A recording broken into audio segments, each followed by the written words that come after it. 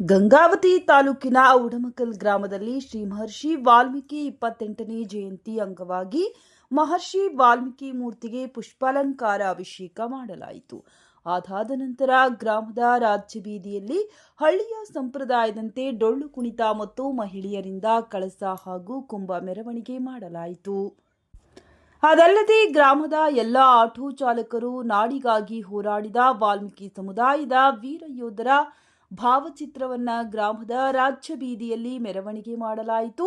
ಜಯಂತಿಗೆ ಆಗಮಿಸಿದ ಎಲ್ಲಾ ಭಕ್ತಾದಿಗಳಿಗೆ ಊಟದ ವ್ಯವಸ್ಥೆಯನ್ನ ಮಾಡಲಾಗಿತ್ತು.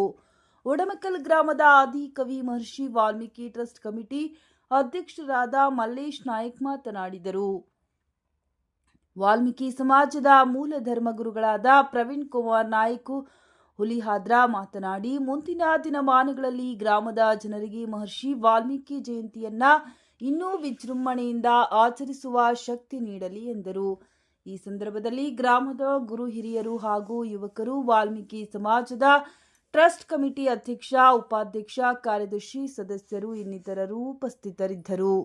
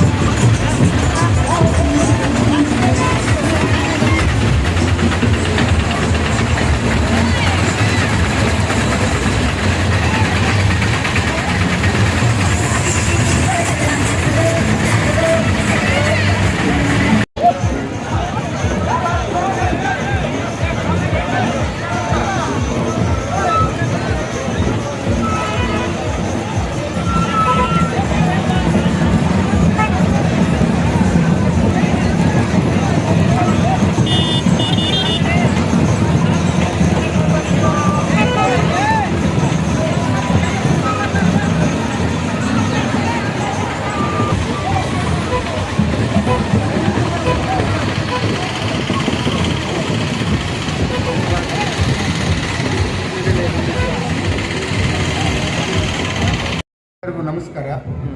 ನಾನು ವಾಲ್ಮೀಕಿ ಟ್ರಸ್ಟ್ ಕಮಿಟಿಯ ಅಧ್ಯಕ್ಷ. ವಾಲ್ಮೀಕಿ ಜಯಂತಿಯನ್ನು ಅದ್ದೂರಿಯಾಗಿ ಮಾಡಿದ್ದೇವೆ. ಪ್ರತಿ ವರ್ಷ ಇದೇ ಥರ ಅದ್ದೂರಿ ಆಗಲೆಂದು ನನ್ನಲ್ಲಿ ವಿನಂತಿ.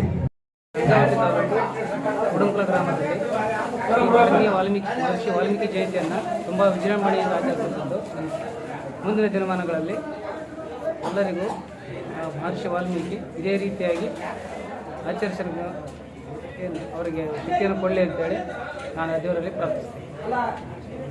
ವಾಲ್ಮೀಕಿ ಮಹರ್ಷಿಯ ಜಯಂತ್ಯೋತ್ಸವ ಉಡಮಕಲ್ಗಟ್ಟಿ ಗ್ರಾಮದ ಸರ್ವ ಸದ್ಭಕ್ತರು ಹಾಗೂ ವಾಲ್ಮೀಕಿ ಸಮಾಜದ ಗುರು ಬಾಂಧವರು ಹಾಗೂ ಯುವಕ ಮಿತ್ರರು ಕೂಡಿ ಅತಿ ವಿಜೃಂಭಣೆಯಿಂದ 28ನೇ ವರ್ಷದ ಒಂದು ವಾಲ್ಮೀಕಿಯ ಜಯಂತ್ಯೋತ್ಸವ ಕಾರ್ಯಕ್ರಮವನ್ನು ಅತಿ ಯಶಸ್ವಿಯಾಗಿ ಉಡಮಕಲ್ ಗ್ರಾಮದ ಗುರು ಹಿರಿಯರು ಹಾಗೂ ರೈತ ಬಾಂಧವರು ಮತ್ತು ಯುವಕ ಮಿತ್ರರು ಯಶಸ್ವಿಯಾಗಿ ನಡೆಸಿಕೊಂಡು ಬಂದಿದ್ದಾರೆ. ಬೆಳಗಿನ ಜಾವದಲ್ಲಿ ಮಹರ್ಷಿ ದಿವ್ಯವಾಗಿರ್ತಕ್ಕಂಥ ಮೂರ್ತಿಗೆ ರುದ್ರಾಭಿಷೇಕ, ಅದನಂತರ ಗಂಗೆ ಸ್ಥಳಕ್ಕೆ ಹೋಗಿ ಈ ಒಂದು ಕಾರ್ಯಕ್ರಮವನ್ನು ಗುರು ಹಿರಿಯರು ಹಾಗೂ ಯುವಕ ಮಿತ್ರರು ಕಾರ್ಯಕ್ರಮ ನಡೆಸಿಕೊಂಡು ಬಂದಿದ್ದಾರೆ.